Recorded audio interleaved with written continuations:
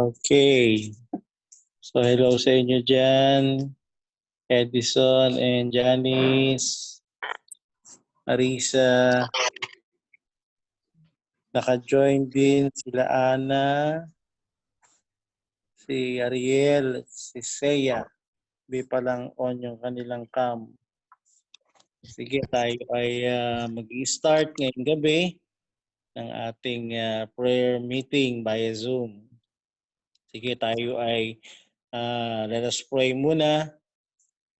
Lord Jesus, salamat po sa oras na ito.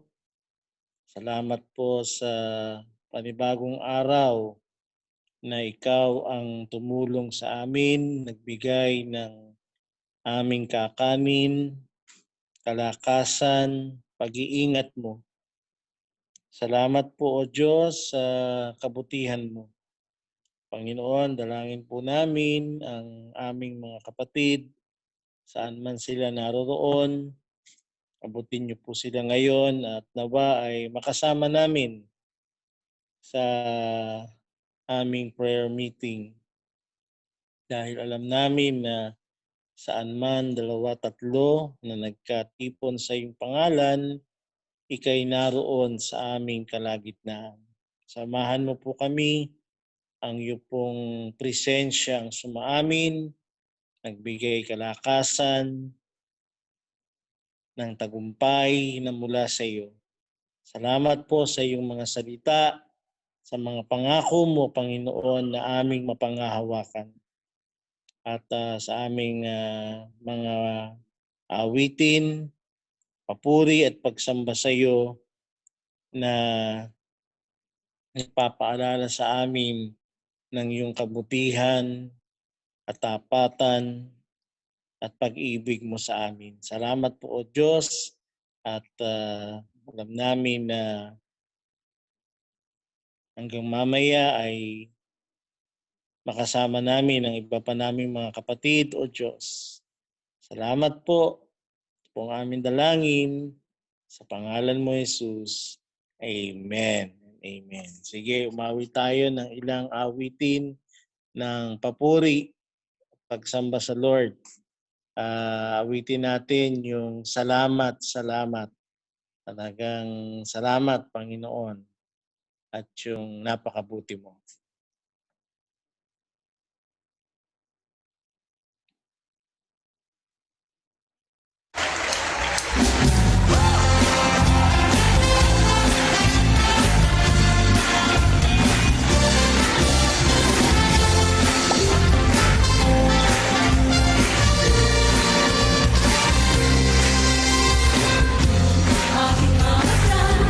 Ang kalawakan, hindi ko mauna.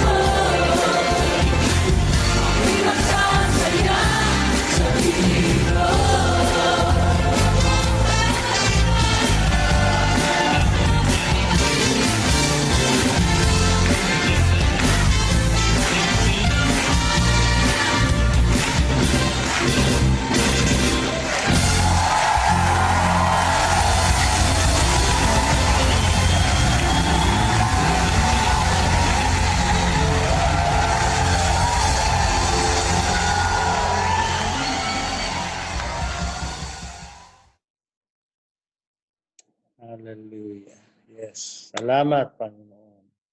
Mawit pa tayo ng pagsamba sa Lord.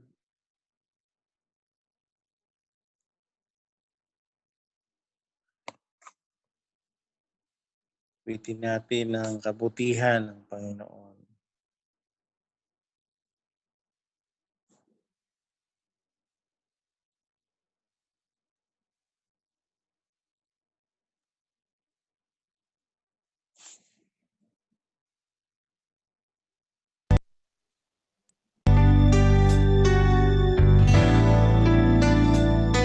Kay buti mo, Panginoon, dakila ka sa buhay ko, sa labis na pag-ibig mo, ay naligtas ako. Hindi man karapat-dapat ay iyong tinatawag at binigyan mo pa ng tinig. Tinuruan mo umawit, kaya ngayon ang puso isip ko'y isang sinasambit. Ang pagpupuri pa sa salamat ay sa'yo lamang nararapat. Ang tunay na awit ng pagsambay sa'yo lamang iaalay. Ang pagpupuri pa sa salamat ay sa'yo lamang nararapat.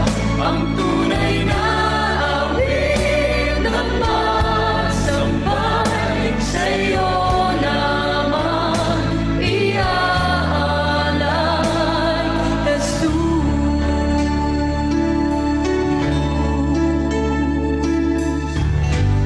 tanggapin mo ang aming papuri sa'yo, Panginoon. Kay buti mo, Panginoon, dakila ka sa buhay ko, sa labis na pag-ibig mo, ay naligtas ako. Hindi man karapat-dapat ay iyong pinatawag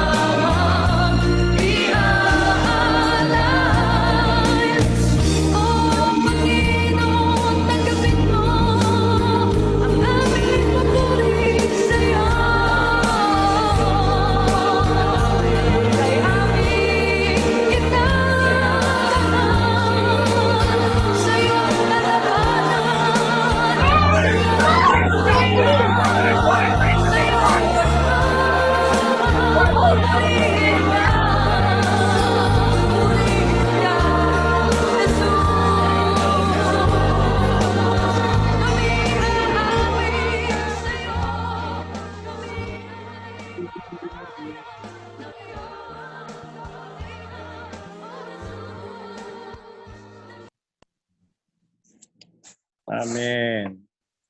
Amen. Praise God. Talagang salamat sa Panginoon. In everything we give thanks. Hallelujah. So, hello sa bawat isa. Di pa makapasok si Laana. Wow.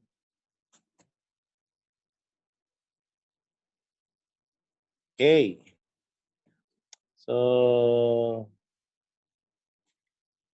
itong darating na Sabado, naka-GCQ na tayo ng ating mga lugar. Naisip niyo na ba kung saan kayo pupunta? Ha? Bukas na siguro ang mall, ano? Yung mga, yung, yung,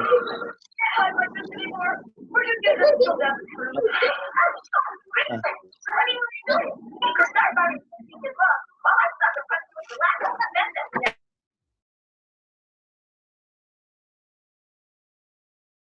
okay. Pero sa mga 20 years old and below, pati sa mga seniors, bawal pa raw under GCQ. Kaya yung mga anak natin stay at home pa rin sila. Ha? At sa Sabado magsisimula na unti-unti ang paggalaw. Dito sa atin, sa Monteverde Real, ay mukhang close pa rin ang Gate 1. So, malaman natin kung ano ng advisory for mass gathering sa mga churches, kung possible na ba na makapag worship service tayo on Sunday o hindi pa advisable. So, titingnan natin yung mga abiso, guidelines regarding mass gatherings. Okay, so dumako tayo ngayon sa salita ng Diyos. At basahin natin ang John chapter 15 verses 1 to 7. John chapter 15 verses 1 to 7. Kikita natin, papakita ni Lawrence sa ating screen.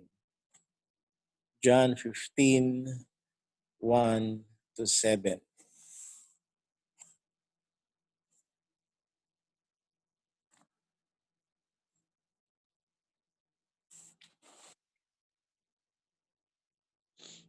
Okay, verse 1. I am the true vine, and my Father is the gardener.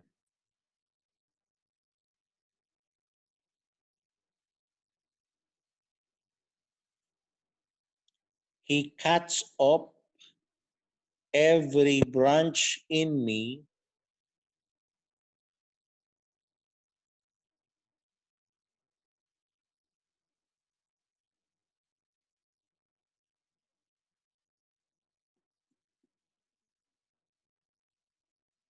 Okay, verse 2. He cuts off every branch in me that bears no fruit, while every branch that does bear fruit, he prunes so that it will be even more fruitful.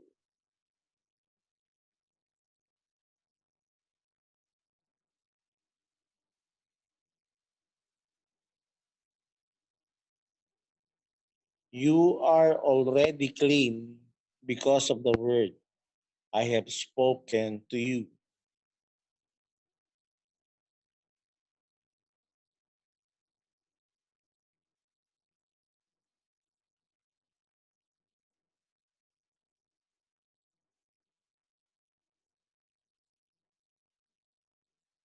Remain in me, and I will remain in you. No branch can bear fruit by itself. It must remain in the vine. Neither can you bear fruit unless you remain in me.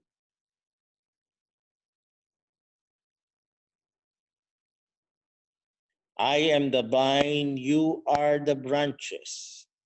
If a man remains in me and I in him, he will bear much fruit. Apart from me, you can do nothing. Verse 6.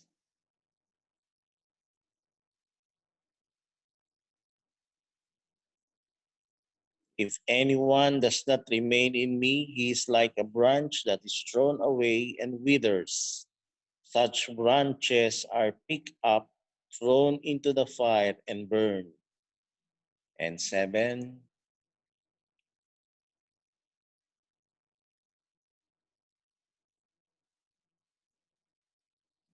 If you remain in me and my words remain in you, ask whatever you wish, it will be given you. Amen. John 15, 1-7.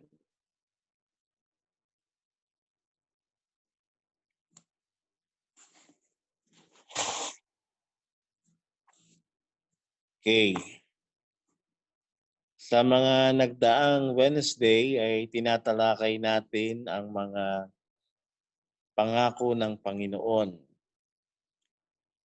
at ang mga maling pangunawa sa mga bagay-bagay na nakasalalay sa atin, ang mga pangyayari kung saan ay hindi ito ang mensahe ng biyaya. Ang mabuting balita ay sa biyaya ng Panginoon, lahat ng mga pangako niya ay sumasa atin, hindi depende sa ating mga ginagawa, kundi by faith, sinasampalatayanan natin na ito'y lahat ay dahil sa grasya ng Diyos. And tonight, ito'y isa pa sa mga maling pananaw ng marami, maling pangunawa sa talatang ito ng John 15. Itong John 15 ay isa sa mga paboritong panakot ng mga pastor sa mga Kristiyano, sa mga tupa. Pero salamat nga nung marinig natin ang Gospel of Grace, ay lumaya tayo sa mga mabigat na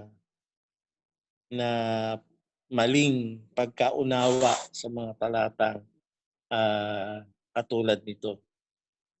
Mapapansin ninyo diyan sa John 15 ay tinutukoy ng Panginoon na siya ang puno, ang kanyang ama ang tagapag-alaga. At mayroong tinutukoy na mga sanga na hindi namumunga. At sa pagpapatuloy, itong mga sanga na hindi mamumunga, sabi doon ay He will cut off, puputulin. At pagdating ng verse 4, ito'y itatapon at susunugin. Ito yung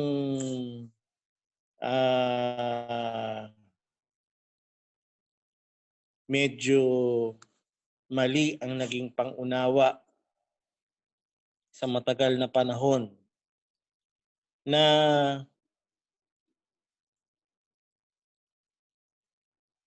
kung ikaw ay hindi mamumunga bilang sanga, ikaw ay puputulin. At pagdating nga dun sa 4 and 5, ay hindi ka makapamumunga malibang ikaw ay nakakabit sa puno. Kaya nga ito yung madalas na sinasabi na without God, we can do nothing. Pero linawin natin ang tamang context ng talata. Dito uli papasok yung rightly dividing the word of truth. Sino ba ang kausap dito? So, dito, ang pinatutungkulan ng mga hindi namumunga na sanga ay hindi po believers. Ito po ay unbelievers pa. Kaya po definitely, ang mga unbeliever ay hindi nakakabit sa puno. At totoo naman na ang katayuan ng mga sanga o ng mga tao na wala kay Kristo, hindi talaga sila mamumunga. At apart from God, they can do nothing. Kasi nga, hindi pa sila na kay Kristo. So muli, sino ang kausap dito? Hindi po mga anak, hindi po mga mananampalataya. Sino ang pinatutungkulan? Unbelievers. Unbelieving people.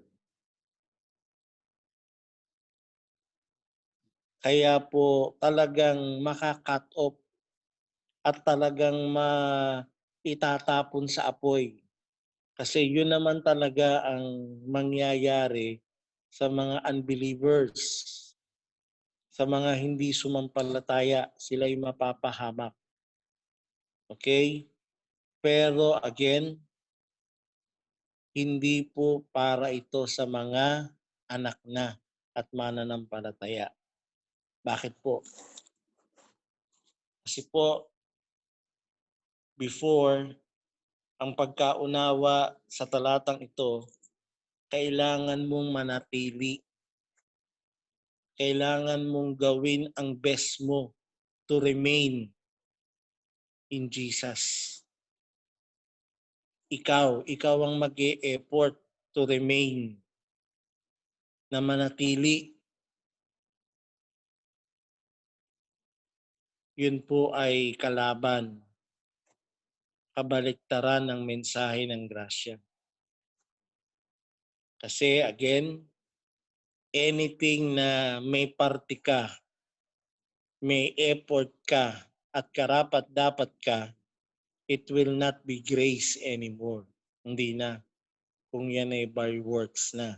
Tulad ng tinalakay natin last Sunday. Again, it is by grace from start to finish. Nung tanggapin natin ang Panginoon, tayo po ay nakabit na sa puno. When we are in Christ, we are connected to the vine. At yung connection po na yon sa vine, hindi na po yon isang araw nakakonect ka, sunod na araw nakadisconnect. Hindi po. Once we were connected to the vine, it is forever. From beginning till the end. Kasi po, magkakaroon ng contradiction again sa mga pangako ng Panginoon.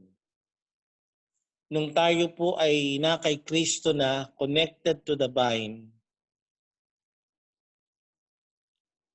hindi na po tayo mapuputol. Bakit po? Dahil si Kristo, hindi na po siya, He abide in us. Okay? nung pong tanggapin natin ng Panginoon, Jesus abide in us. And He abide in us forever. Kaya nga po ang pangako niya, no one can separate you from the love of God. I will never leave you nor forsake you. Kaya dito po ang good news is, si Jesus po ang nananatili sa atin. At dahil si Jesus ay nananatili sa atin, tayo naman ay nananatili sa Kanya. Kasi nga po, we are connected to the vine, lahat ng kailangan natin, fully supplied. And we will bear much fruit. Hindi po dahil sa effort natin, kundi dahil we are connected to the vine. Kaya nga po yung mga taong hindi pa connected to the vine, unbelievers, they will definitely bear no fruit. At sila po will be cut off and to be burned. Pero tayo pong connected na to the vine, magiging contradiction po na tayo pa'y darating ang punto to be burned. No. Again, sabi po ng Romans 8:1, there is therefore no more condemnation to those who are in Christ Jesus. Ang sino mang na kay Kristo na, wala nang kahatulan. Kaya nga po, we are righteous, we are made perfect, we are made holy, pinawalang sala. Ang taong pinawalang sala, hindi na parurusahan. No longer guilty.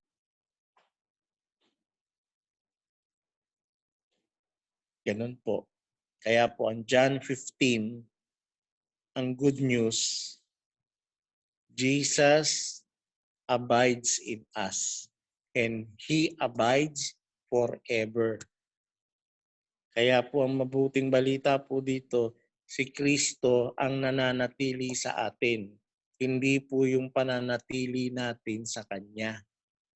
Again, performance po yun, effort po yun, hindi na grasya yun. Kapag nakadepende ang pananatili mo kay Kristo. But the good news is, Jesus abides in us forever. And because Jesus abides in us, hindi na po siya alis doon. He will never cut us off to be burned on fire. At tayo po na nakakabit sa puno, we will bear much fruit. Fruitful tayo. Again, hindi po sa sarili nating lakas at galing, kundi dahil doon sa sustansya, doon sa ating vine, doon sa ating gardener, ang Panginoon at ang Ama, who prunes us. Siya po yung nagpuprune for us to be more fruitful. Hallelujah. So hindi na po katulad nung dati. Ang talata pong ito ay ginagawang pananakot. Manatili kayo kay Kristo. Manatili kayo sa Panginoon. Huwag kayong aalis. Huwag kayong tatalikod. Kasi pag hindi kayo nanatili, kayo hindi mamumunga. Parurusahan kayo. Mawawala lahat ng meron kayo. No, that's not good news. Again, hindi ang pananatili mo ang pinag-uusapan dito, kundi nung tumanggap tayo kay Kristo, He abides in us, and that is forever. Hallelujah. At wala na pong putulan. Ang mga pinuputol po yung mga hindi mananampalataya. At sino po ang susunugin sa apoy? Yung mga hindi nakakabit kay Kristo. At sino po yun? Hindi ikaw yon na anak ng Diyos. Sino po yun? Yung mga hindi sumampalataya. Okay?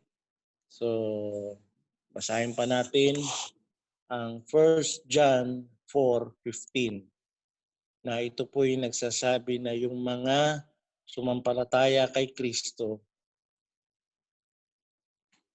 siya ang nananatili sa atin. 1 John 4:15. Let's read.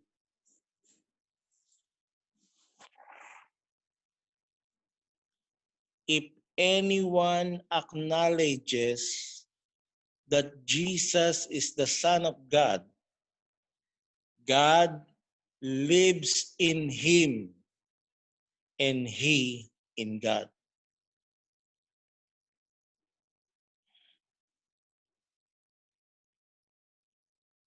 Ano po ang sabi? Ang sino man na nagpapahayag, kumikilala na si Jesus ay anak ng Diyos, ang Diyos ay sumasa kanya at siya ay sumasa Diyos. Yan po.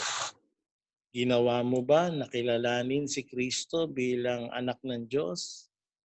Ginawa mo yan nung sumampalataya tayo sa Panginoon. Kinonfess natin siya as Lord and Savior. Ano ang pangako? God abides in you.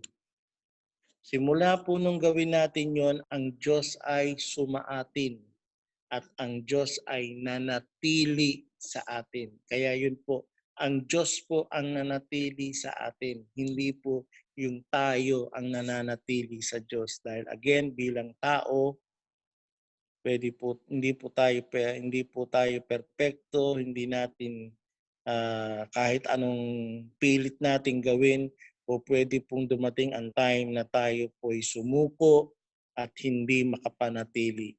But the good news is God lives in us. God abides in us.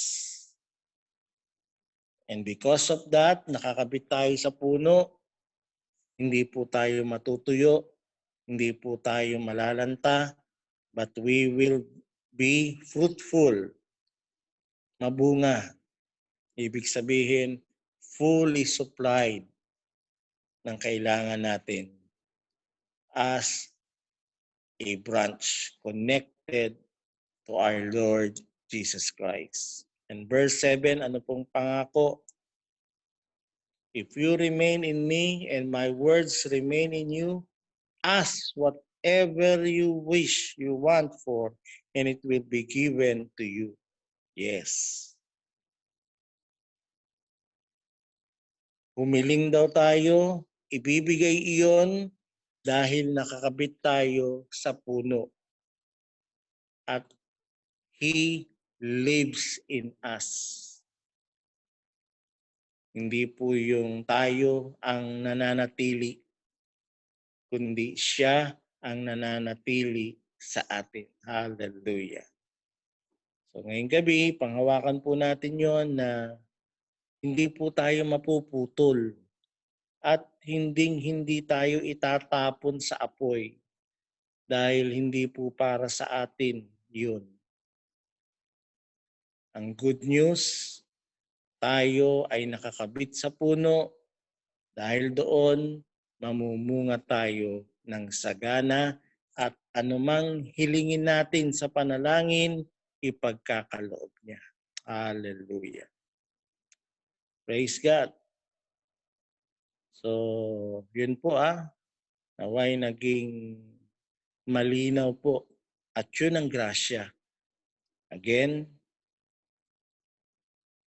hindi natin ipagmamalaki na ako nanatili ako.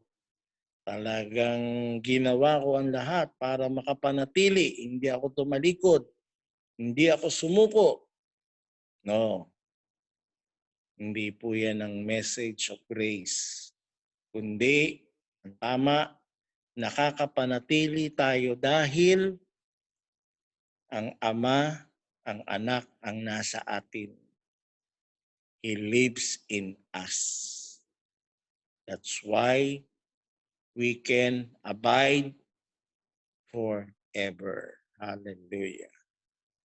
So yan po, no, nawa yung mga nagiging message natin every Wednesday and Sunday, mas nagiging malinaw na po ang mensahe ng grasya, ng biyaya ng Panginoon, na hindi po ito through works, hindi sa galing mo, hindi sa effort mo, kasi kapag ito'y galing na sa iyo, kaya mo natanggap dahil sa iyo, ano pong sabi natin nung Sunday, it's no longer grace.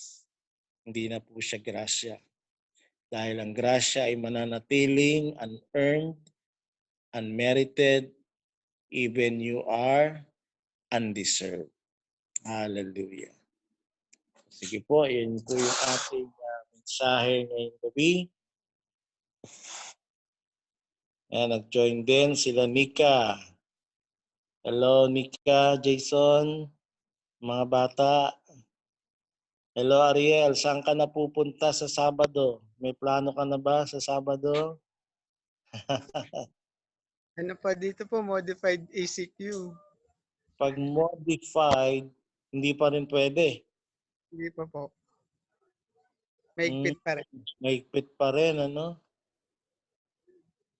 Ito kasing Rizal ay naka-GCQ na. Kaya medyo meron ng konting luwag. Pero yung mga anak natin, yung mga bata at ang mga senior dyan, bawal pa rin. Yun ang sabi.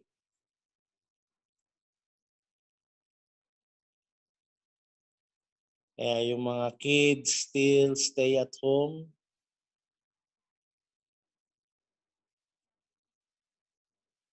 And again, aalamin po natin before Sunday kung ano po ang magiging guideline sa mass gathering sa mga churches. Kung papayagan na ba or hindi pa. So, malaman po natin, ano? And baka po pag nakakuha na po ako ng guidelines ay magsasagawa din ako ng video conference sa mga ating leaders para malaman yung kanilang opinion, suggestion kung tayo ba ay magkakaroon na po ng face-to-face worship service on Sunday. Kasi may mga adjustment din po na gagawin just in case na pwede na ang mass gathering during Sundays. Okay. So,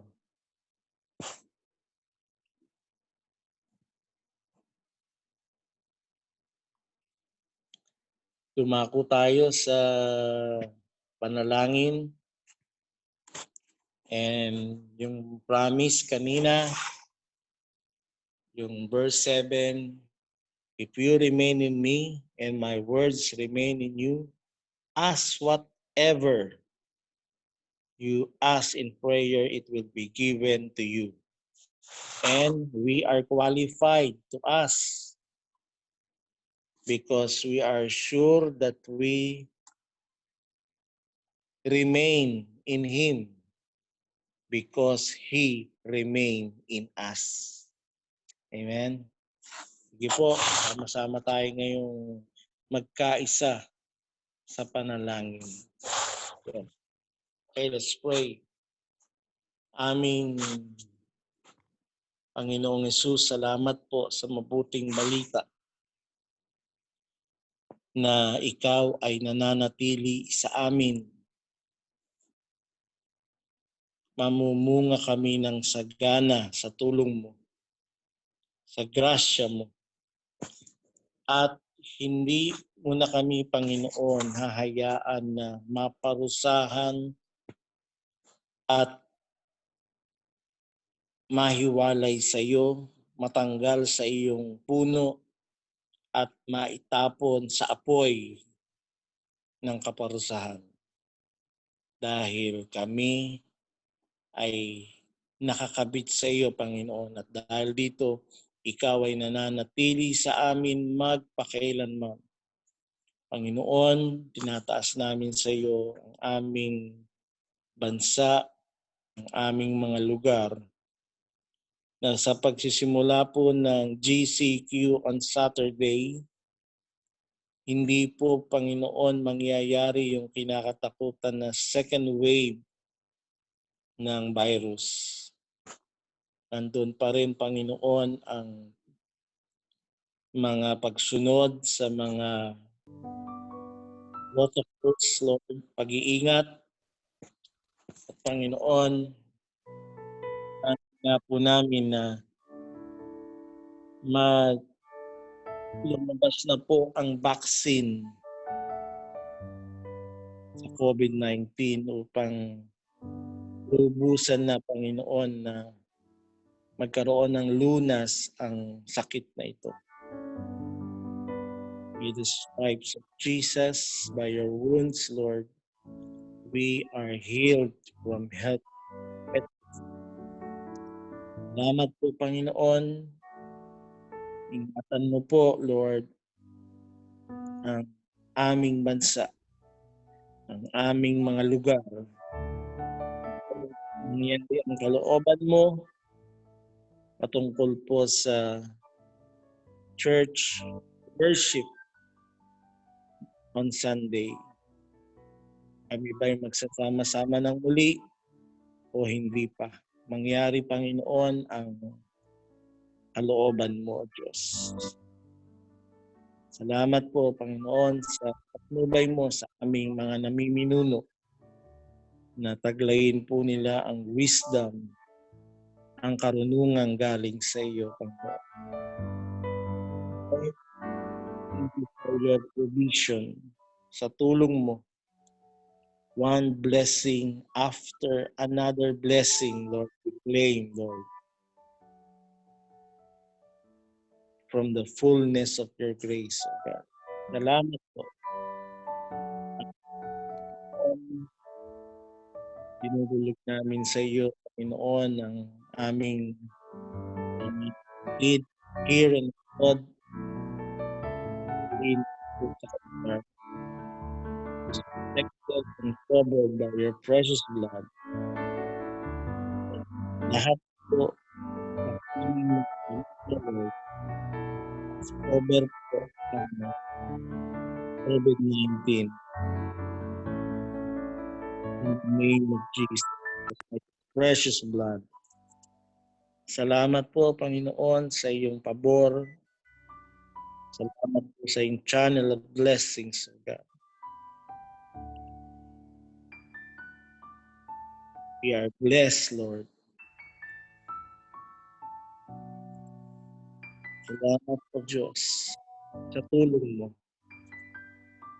Salamat, Panginoon, na amin itong mga napagtagumpayan na. Thank you for the victory. Salamat, salamat. Sa iyo namin ipinagkakatiwala, Panginoon, ang lahat ng ito. You are more than enough, O God. So this is our prayer in your precious name, Lord Jesus Christ. Amen. Amen. Awitin po natin yung isang awitin before tayo magtapos. Awitin po natin yung napakabuti mo, sabi po doon, noon, ngayon at bukas. Hindi po siya nagbabago. He is the same yesterday, today, and forever. Awitin po natin.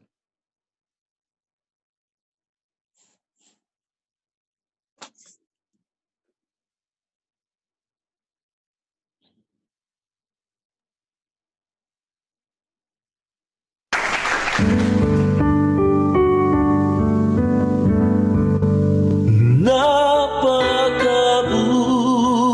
mo.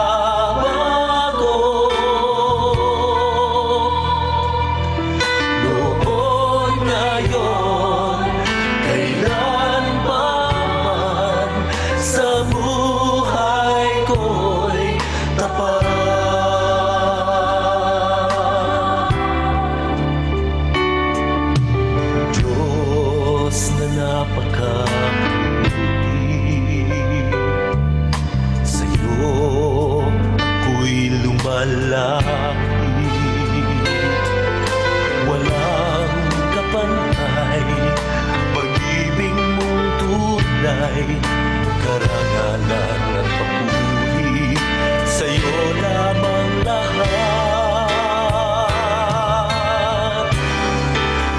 Napakabuti mo, aking Diyos Ama.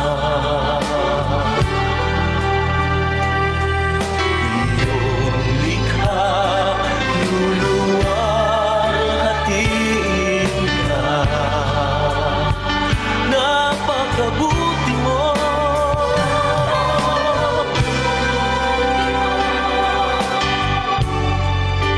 Di ka nagbabago. Noon, ngayon, kailan pa man, sa buhay ko'y tapat.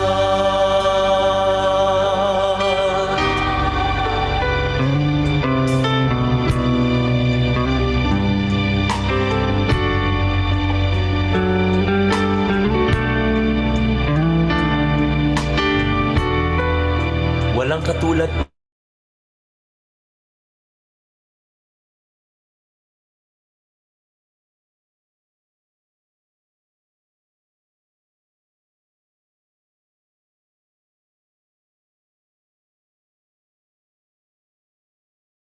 Recording tayo para mamaya ipopost ni Lawrence ito sa ating GC dun sa mga hindi nakapag-join.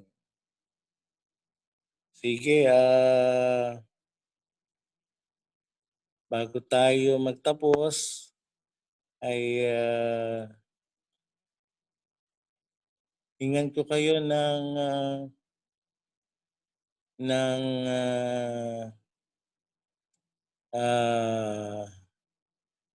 insight dun sa ating tinalakay. Sino yung mga pwedeng mag-share? Brief insight, learnings dun sa ating tinalakay ngayong gabi. Sige, Lawrence, paki-unmute mo na.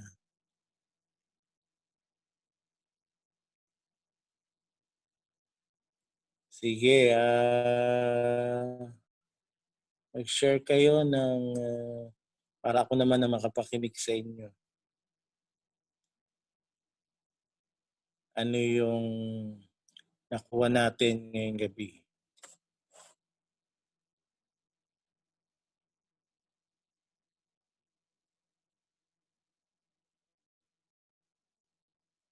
Sige, Lawrence, paki-unmute na.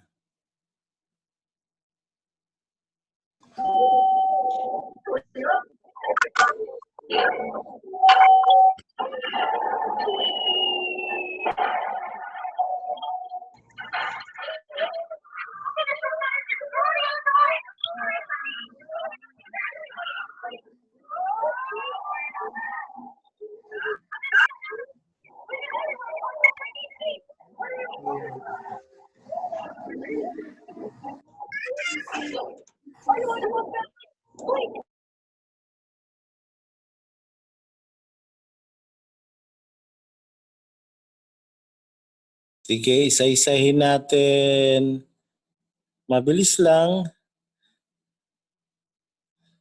Lawrence, yun na lang i-unmute mo yung mag-share. Sige. Roll call ako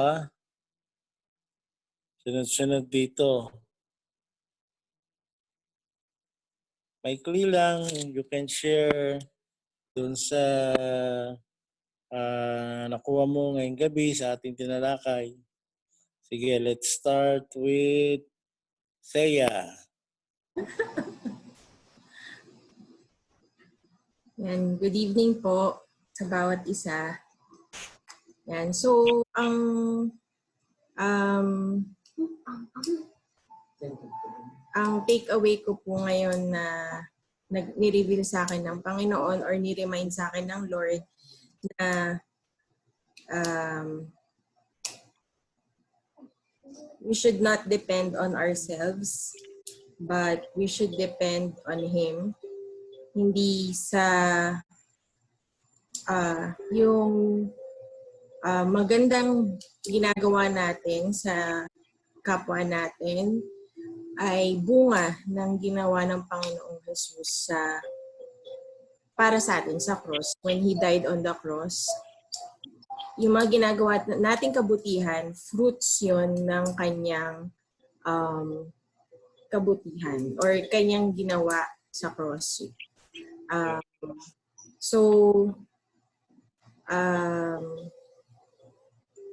Yun nga, magandang reminder din sa atin that we are the branches and yung vine ay si Lord. So, meaning since we are connected to Him, wala tayong dapat dalawang isip, wala tayong dapat ipag-worry dahil we are connected to Him. Alam natin yung posisyon natin bilang mga anak niya. So we know that we are blessed. Hindi niya tayo pababayaan. At patuloy tayong manatili sa Kanya. Yun lang po. Tama ba, Seya, na before, nung hindi pa natin alam ang Gospel of Grace, iba ang understanding natin? Opo, para siyang threat sa mga believers po na kung tayo ay hindi sumusunod or tayo ay ginawang kasalanan, lumayo sa Panginoon, para siyang isang parusa. So nagiging nung hindi pa tayo sa grace, si Lord ay isang punisher, hindi siya loving God. Yun po. Malupit, ano? Malupit, mabigat. Wow. Sige, pakinggan naman natin Sister Marisa. Hello.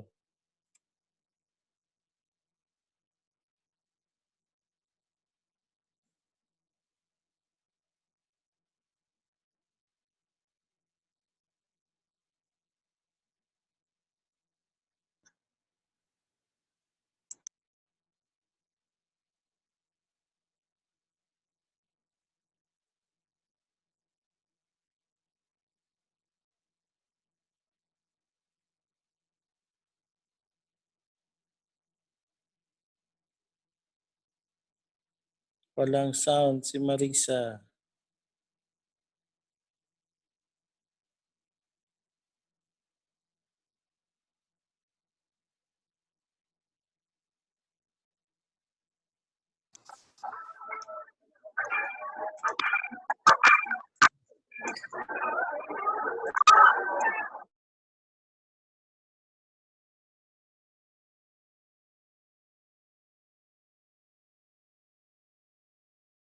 Okay.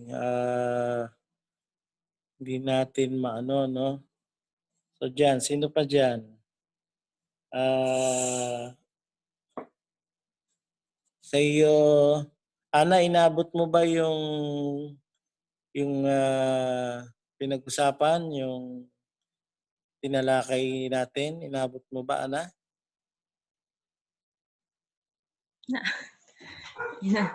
Opo, naabutan ko po, Pastor. Ano ang masasabi mo?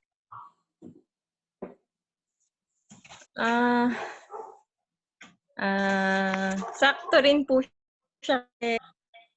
Na-remove kami na dapat hindi na mag-worry kasi sa panahon ngayon parang ano sa point na iisip kung ano na yung pwedeng gawin or pwede namin maging income. So parang ngayon remind ako na mag-stay connected sa Lord kasi nga through His branch na connected nga po tayo sa Kanya.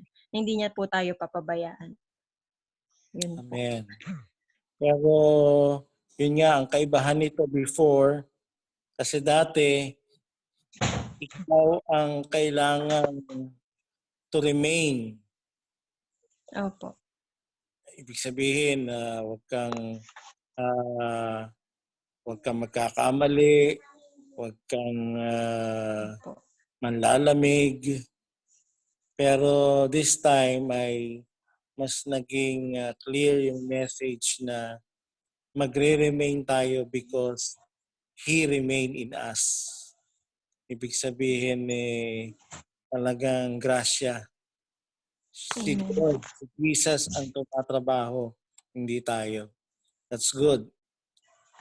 Sige, pakinggan natin si Alan. Hello, Brother Alan. Hello po. Good evening po.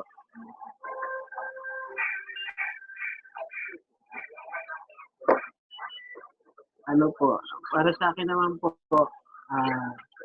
yung, yung mensahe po it's all about Jesus po lahat. Yung gawa po ng ating Panginoon Jesus ang ano siya, ang nananatili doon sa mensahe. So, baga, hindi po yung gawa natin. Hindi po tayo sa pamamagitan ng gawa natin ay mananatili tayo sa Kanya. Kundi po sa ang Panginoon po, ang Panginoon ang may gawa nun. Kaya tayo nananatili sa Kanya. Magkamali man tayo, or yun nga po yung sinabi nyo na kahit lumamig man o lumamig yung ating ang ating pag-ano sa Panginoon, dahil po sa Kanya ay hindi tayo mawawalay. Amen. Alan, naisip mo dumating ba, Alan, sa punto ng buhay parang pinutol ka na niya? Dumating ba yung na naisip mo na sa ginawa mo baka wala ka na sa kanyang puno? Opo, maraming beses po. Noon po yun, noon po. Yes. Dati po. Pero ngayon po, ano po, malinaw na po sa akin. Ano nga po sa mensahe ng grasya. Sabi, tignan natin mga pag-tin dati. Malaki ba?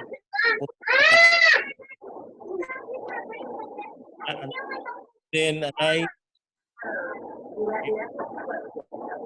mensahe niya ng grasya ngayon na tayo'y nasa Kanya. Amen. Ariel, ikaw naman.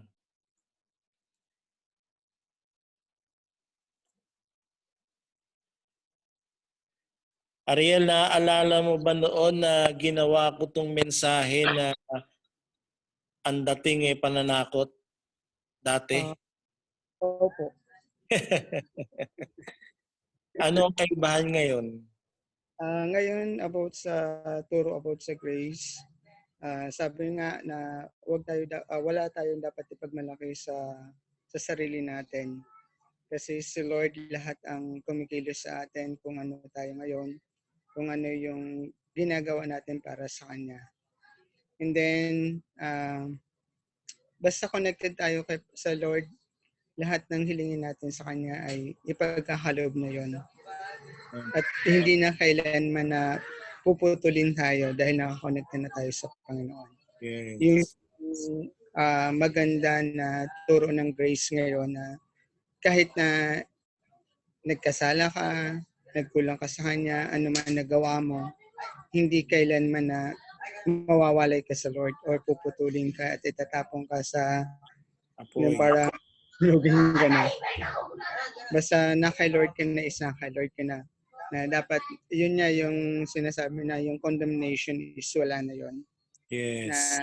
Na dahil sa nasa Panginoon tayo, yun na lang na kung may nagawa tayo mali, mga consequence na lang yung sigurong matatanggap natin. Correct. Or yung punishment na galing sa Panginoon, wala na yun. Kasi lahat na naman ng kasalanan natin ay dinala na ni Lord sa cross ng Kalbaryo nang namatay siya. Wow. Tama. Pero again, hindi natin ini-encourage na magpabaya, na magkasala. Hindi naman. Kasi nga ang promise ni Lord, dahil connected tayo sa Kanya, we will be more fruitful. Yes. Ano pa rin, ang isang believer ay patungo pa rin sa ikabubuti. Yes. Hindi natin kinukonsinte o sinasabi na magpabaya, magkasala, pero yun nga, kung tayo man magkamali, ay ang pangako pa rin niya, He lives in us. Yes. At hindi niya na tayo puputulin sa pagkakakabit sa Kanya. Yes. Mika, kasama mo ba si Jason dyan? Hello, Jason. Kamusta? Ano ang masasabi mo sa tinalakay natin ngayong gabi? Good evening po, Pastor. Sa inyo po lahat, good evening. Good evening. Medyo na-late po kami, Pastor, ng pasok. Hindi po namin na topic. Ano nang inabot nyo? Ayun po, bilang pagkilala nyo na po kay Jesus Ayun, na yun. bilang Son of God, save ka na po pala. Wala ka nang dapat ipag-alala. Opo. Kung mapupunta ka po ba sa impyerno or what. Kung saan ka pa mapupunta kung sakaling magkasala ka pala, hindi na pala. Connected ka na sa Lord, di ka na po mawawala. Kasi dati, Jason, Mika, ang itinuturo ng maraming pastor, kahit ikaw ay kumilala na kay Lord, pero kung pag-ewang-gewang ka, po pwedeng mapunta ka pa rin sa impyerno. Ganun ang naituro ko dati. Opo. Pero salamat nung dumating sa atin ng message of grace, iyon ay hindi na dapat nating katakutan. Nung tinanggap natin si Kristo, nakakabit tayo sa puno at never na niya tayong puputulin, itatapon sa apoy. Hindi na. Okay? Ang makakaranas nun, yung mga hindi sumampalataya, hindi naniwala na unbelievers. Yun ang tinutukoy doon. Aba, gising na gising pa yan Oo nga po. Lahat po. Kaya sige. Aba, nakita ko si Edward. Nakakapanood ba si Edward, Ana? Ayan. Oo, siya, Bakit po galing yung sagot niya? kasi siya po yung nanonood kanina. Kasi kung sa standard of men, Ana, yan si Edward, ay isa na yan sa naputol. Kung pagbabasihan natin yung gawa ng tao. Pero yan ang pinakamagandang balita, Edward. Hindi tayo ganun tinitingnan ng Panginoon. Yes. Sige, sino pa dyan? Ito si Mami. Mami Susan. Tapos check natin si Marisa kung maririnig na natin.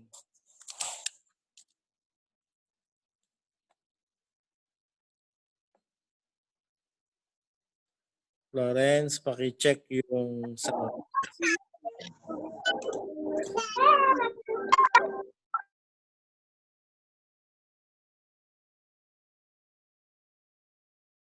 Florence, yung sounds ng Mami.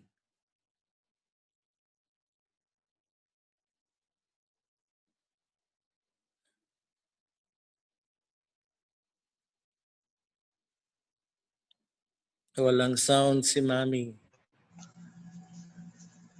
Sa akin, basta maging positive ka lang. Walang negative. Hindi pwede sa akin ng negative. Kailangan palaging positive. Kailangan pag nakakaranas ka ng kahinaan, alam mo yung mga words of God na panlaban mo. The Lord will never leave us nor forsake us. No fear at all. Walang fear. Pag may mga problema, kailangan paghiga mo sa gabi, daganan mo na yung fear na yan para pagising mo sa umaga, puro mga blessings ang tatanggapin mo. So, advice ko din, magkaroon ng devotion every morning. Kasi yan pa rin ang dapat natin gawin. Devotion para yung buong mag-araw natin masaya. Puro blessings. Yun lang. Okay.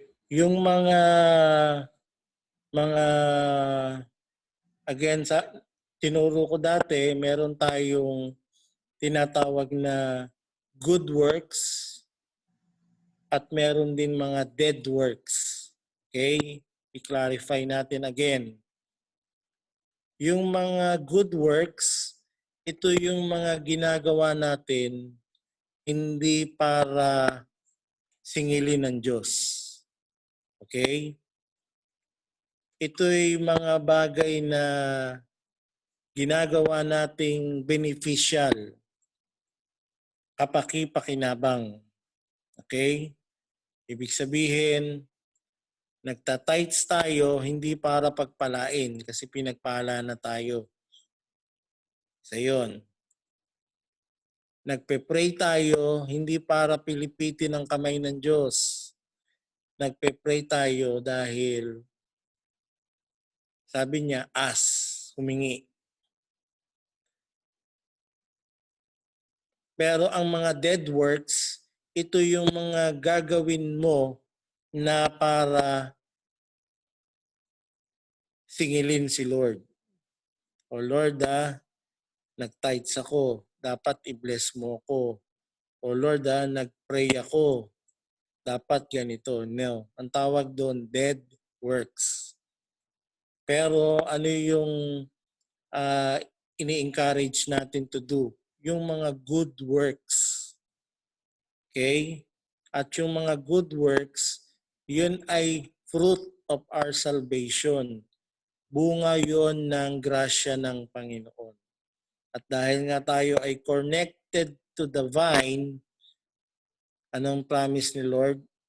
We will bear much fruit. Yan. Pero, this time, alam na natin ang pagkakaiba ng good works sa dead works.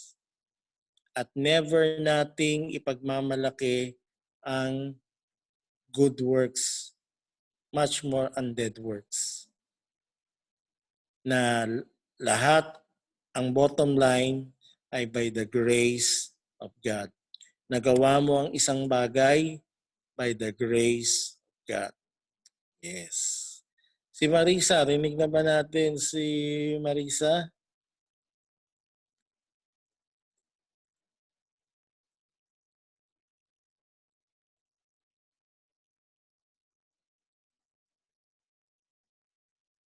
Hello. Lawrence, pakicheck si Marisa.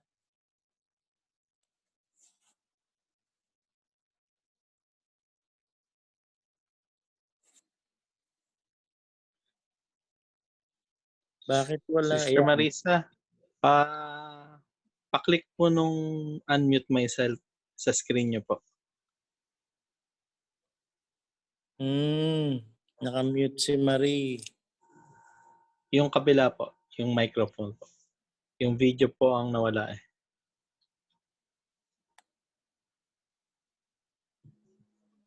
Ayan. Then on nyo na lang po yung video po. Video.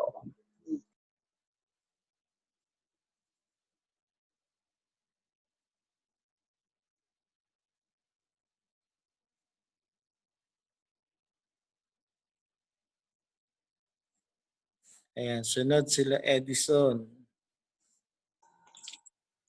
Sister Marisa, pa-unmute po yung nasa pinakakaliwa sa baba. Yung microphone po.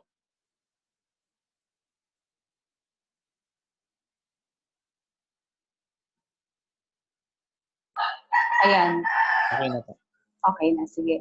Yung last verse po, Pastor, kung nananatili ako sa inyo at nananatili kayo sa akin, hingin ninyo ang inyong maibigan at ipagkakaloob. Maraming beses na po, Pastor, lalo na ngayong nag-start yung COVID. maraming mga pagkakataon na ayun nga, nagpe-pray, tapos bigla na lang may darating. Wala pang 10 minutes minsan wala pang isang araw may darating na. Kaya ayun po, super blessed po ako. Tsaka po yung yung isa, yung dapat hindi tayo mahiwalay kay Jesus. Kasi pag tayo nahiwalay, wala tayong manggagawa. We can do nothing. Kaya dapat lagi tayong naka-connected sa Kanya. Ayun po, Pastor. Okay. Marisa, again, hindi na tayo mahihiwalay kay Jesus. Bakit? Dahil nasa atin na siya. At ang pangako niya, pag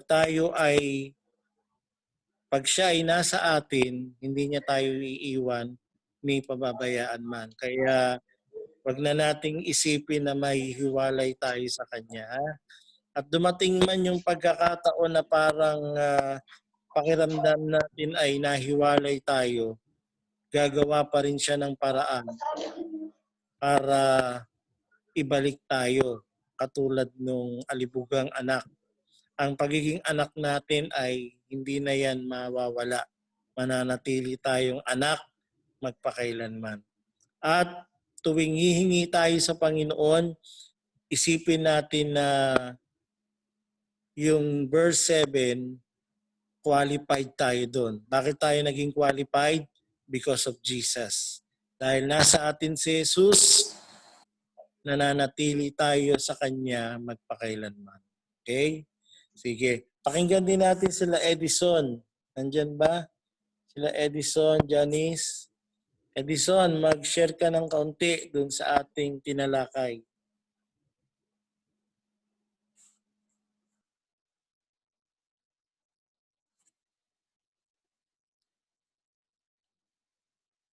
Hello, Edison. Lawrence, pakicheck sila Edison.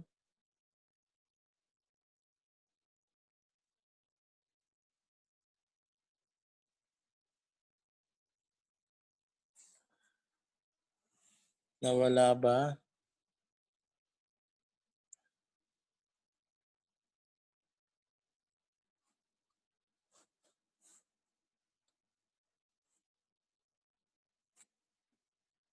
Seya, yan na ba yung dati yung apartment? Parang iba yan. Background lang po yan. Ganun ba?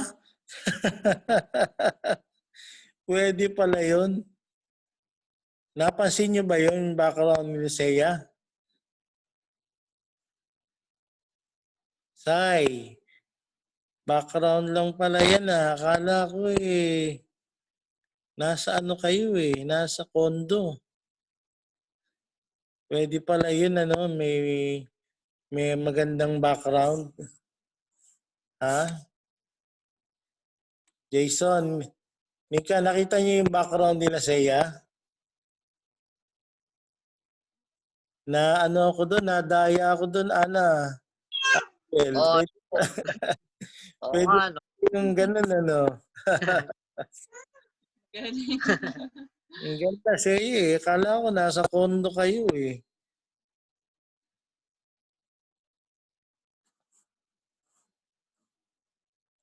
Sige, nawala na sila Edison. So yun lang mga anak, panghawakan natin yung promise na yun. Ayan na ang realidad, Seya. Ito po ang katotohanan. Pwede pala yun, ano.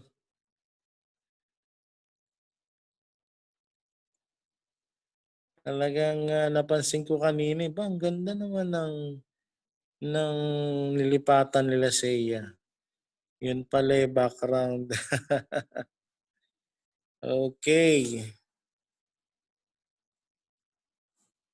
So, sige. Sa Sabado, baka isa sa inyo makasalubong ko sa labas, ha? Kasi talagang ang hirap, sa bahay. Ang hirap, ng preso, ng nakakulong. Buti nga tayo, kumpara dun sa mga nakakulong, ano? Mas mahirap. At least tayo nai-enjoy pa rin natin, ano? Kesa yung nakakulong na talagang mahirap ang nakakulong. Okay, so sa Sabado, pwede na tayong lumabas ng kaunti. Siyempre, nandun pa rin yung pag-iingat, pagsunod natin sa new normal. At antabay tayo hanggang Saturday. Malaman natin kung tayo pwede nang mag-worship o mag-online pa rin tayo this coming Sunday. Okay? Thank you for joining. We are all blessed. Good night.